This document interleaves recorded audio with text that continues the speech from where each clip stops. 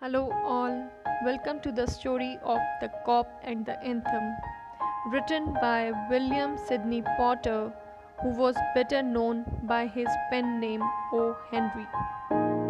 He was an American short story writer. Potter was born in Greensboro, which is in North Carolina, on 11 September 1862, and he completed his life journey on June 5, 1910.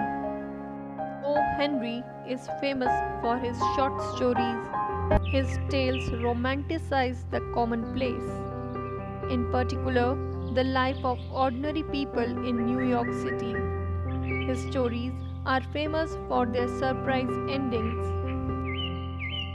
The story Cop and the Anthem having a lead character named Soapy. This story covers one night and one morning in the life of Soapy. He was a homeless man living in New York City. When it's warm, Soapy lives in Madison Square Park. Now the winter is coming and the park will be too cold. So, Soapy decided to do what he has done for several winters. He will get himself arrested so he can spread the winter in jail. To fulfill his plan, Soapy decides to fill his belly and get arrested at the same time by eating in a fancy restaurant and then not being able to pay for the meal. But before entering the restaurant, the waiter figures out what he is up to just by looking at his clothes. Soapy doesn't make it through the door. Next, Soapy breaks up a shop window. Since he doesn't run away from there, the policeman doesn't believe that Soapy is responsible for this. After that, Soapy finds a cheaper restaurant to try his initial plan on. He gets in and eats meal. When Soapy reveals that he can't pay for the meal, the waiter refuses to call the cops. That waiter, along with the help of another waiter, threw Soapy out hard on the street. Then Soapy moved further and tries to get arrested by yelling and dancing like a maniac on the street in front of a policeman. Policeman thought Soapy is a drunk college guy and he leaves Soapy alone.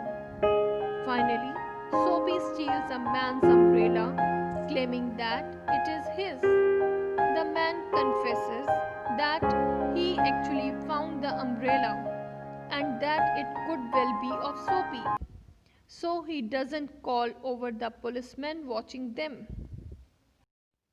Soapy feels irritated that all his plans of being arrested are failing one by one. Soapy gives up trying to get arrested for the night and heads back to his park bench. On the way, he comes to a quiet street with an old child home. There in the open night sky, there was a peaceful bright moon above. He hears the beautiful anthem being played on an organ coming from inside. Soapy knows the anthem, and it reminds him of past days when he had family and friends. The anthem creates a huge change in Soapy's soul. He realizes that he can have a better life than this.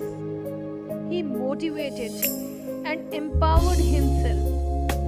Soapy begins making plans for the future.